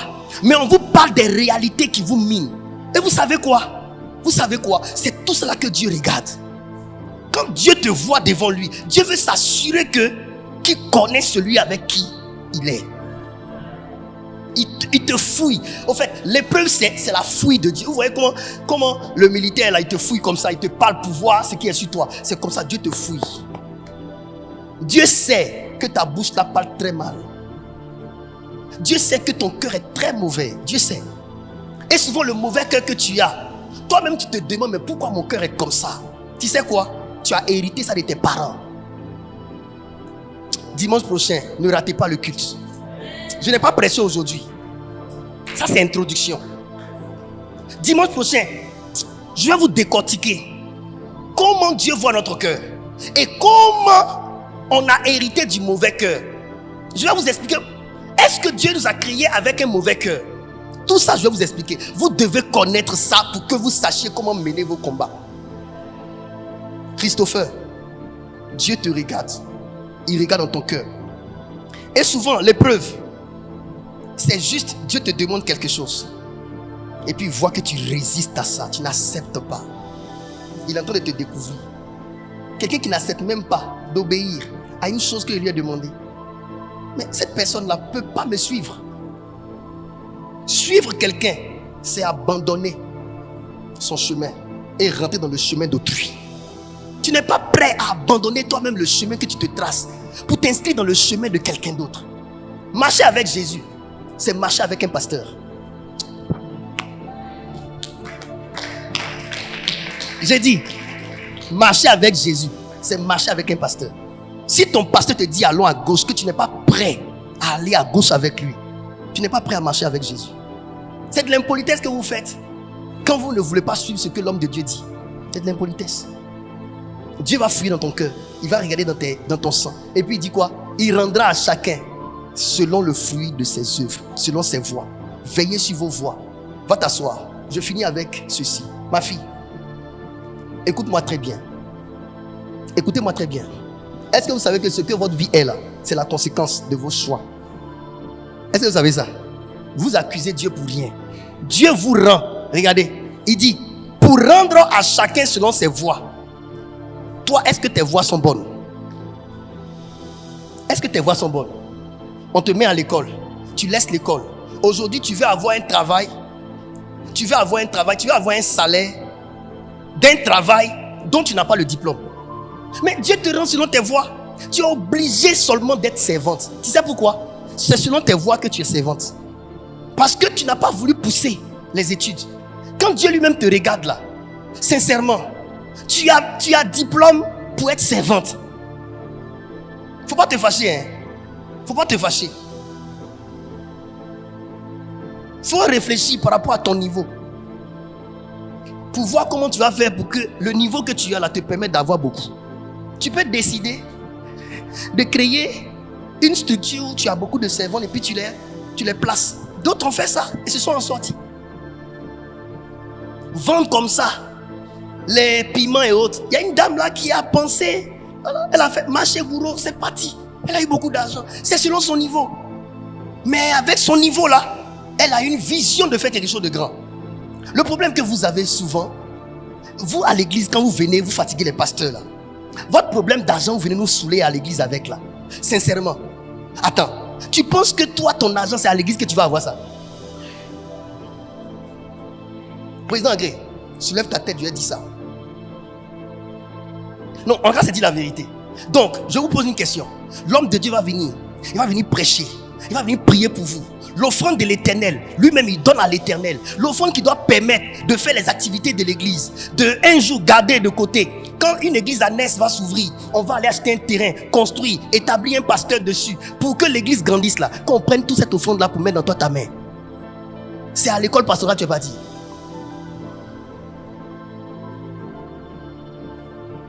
Il faut qu'on se parle la vérité. Parce qu'il y a des gens qui se plaignent. Ici à l'église, on ne m'a pas aidé. Sincèrement, tes parents même t'ont laissé. C'est l'église qui va te prendre en charge. De me taire. Non, il faut que je parle. Hein. Si tu es venu à l'église, qu'on a essayé de t'aider un peu, il faut dire Dieu merci. Mais il ne faut pas penser que l'église doit te prendre comme ça en charge. Ce n'est pas possible. Enlevez ça dans votre crâne. Ce n'est pas possible. Les factures de l'église, qui paye? Quand l'église que vous voyez là, c'est pas fait avec la matière du ciel. Souvent tu viens, un côté ici est gâté, on fait des réparations, on prend ça où? On a installé climatiseur, on paye le gasoil. Mais vous pensez qu'on prend ça où? Donc on n'a qu'à laisser tout ça. Hein? Et puis qu'on prenne tout cet argent pour vous donner parce que vous souffrez. Hey, Abiba. Au fait, les hommes de Dieu n'aiment pas dire la vérité aux gens. Que je vous parle vérité, sincérité. Camarades, il ne faudrait pas qu'en cette époque-là, on charge des bagages qui pèsent plus lourd que notre tête. Maman, ta vie coûte trop. Il faut diminuer. Regarde, ces conséquences que tu es en train de vivre aujourd'hui. Regarde, 10 ans passés, 20 ans passés, quand on te mettait à l'école. Quand on te dit, toi la petite fille, avec ton petit caleçon, va à l'école, tu es dans le sable. Va à l'école, tu es dans le sable. Pendant ce temps, M. Kwame partait à l'école. Président Ancré partait à l'école. Vanier partait à l'école. Les gens partaient à l'école. Ils jouaient aussi, mais ils ne s'amusaient pas avec leur école. Ils ont eu leur diplôme. Leur diplôme, ils ont gardé. Leur diplôme, ils ont gardé. Toi, tu penses que diplôme, c'est rien. Tu as laissé ça sourire à bouffer. Tu viens aujourd'hui, tu es en 2025. Tu cherches travail. On te dit fais un CV. Tu ne peux pas faire de CV. Tu n'as pas de diplôme. Mais tu vas travailler où dans ce pays? Tu vas travailler où dans ce pays? Le président Lassane aussi, il n'aime pas les gens qui font commerce en bordure de route. Dès qu'il te voit net, il est sur toi. Bon. Vous l'avez vu aller déloger les gens qui travaillent dans leur bureau. Vous l'avez vu aller déloger les gens qui sont dans leur coin bien en règle. Tu vois que tu es en train de regretter aujourd'hui quand on te mettait à l'école et puis tu partais pas, non?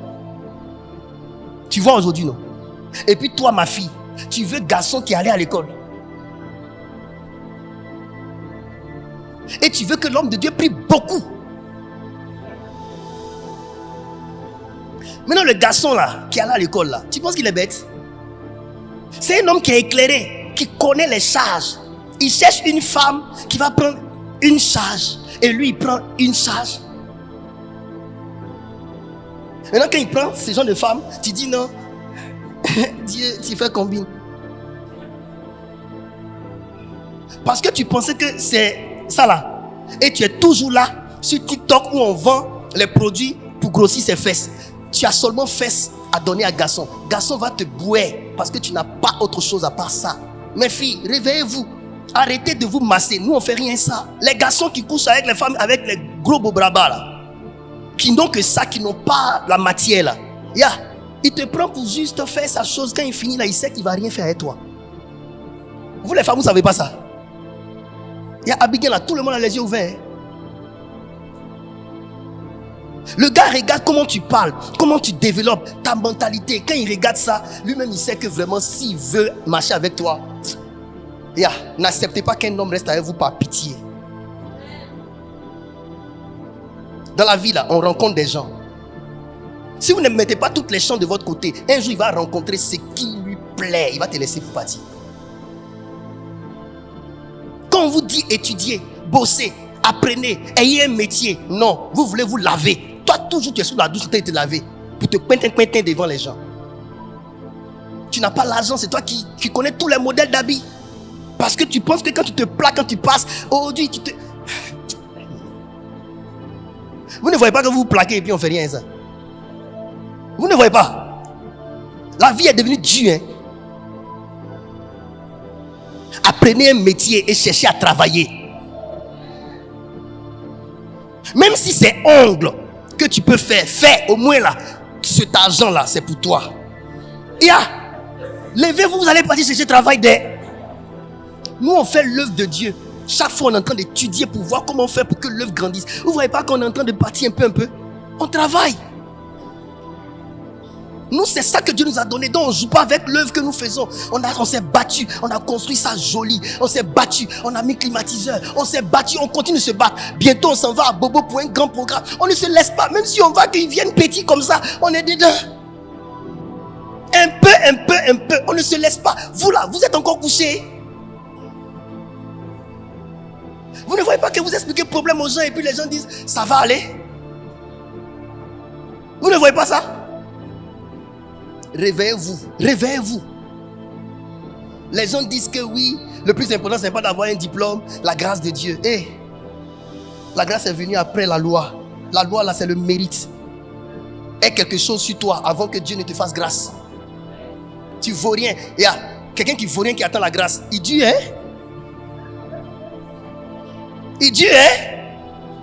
tant que la grâce n'est pas venue, tu peux rien faire. Au moins, quand tu as quelque chose sur toi, avant la grâce, tu peux au moins te débrouiller à faire quelque chose. Moi, je n'aime pas attendre les choses qui tardent à venir.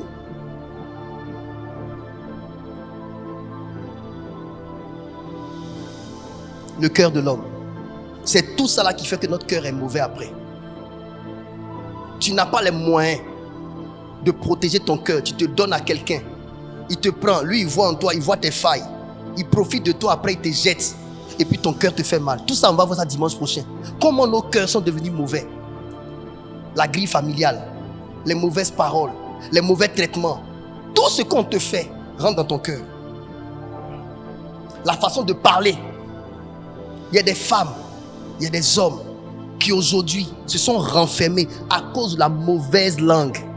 Il y a des gens, leur bouche là. Il y a sida dedans. Quand il t'a parlé, tu as l'impression que voiture t'a cogné. Tout ton corps te fait mal. parole là est rentrée jusqu'à ça t'a donné ulcère. On va voir ça dimanche prochain. L'apôtre Jacques parle de ça. L'apôtre Jacques dit, la langue de l'homme, il y a un venin dessus. Attention, vous ne voyez pas comme c'est comme serpent là. Yeah. Ça là.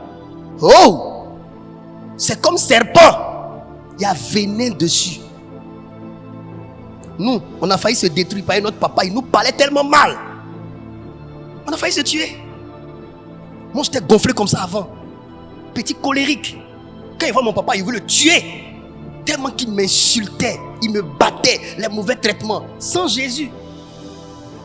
Sans Jésus, je n'allais pas être celui que je suis aujourd'hui. Et c'est tout ça. Des femmes, ton chéri, ce qui t'a fait. L'amour. L'amour que vous voyez là.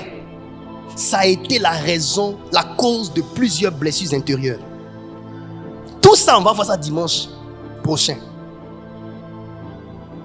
Que Dieu vous bénisse.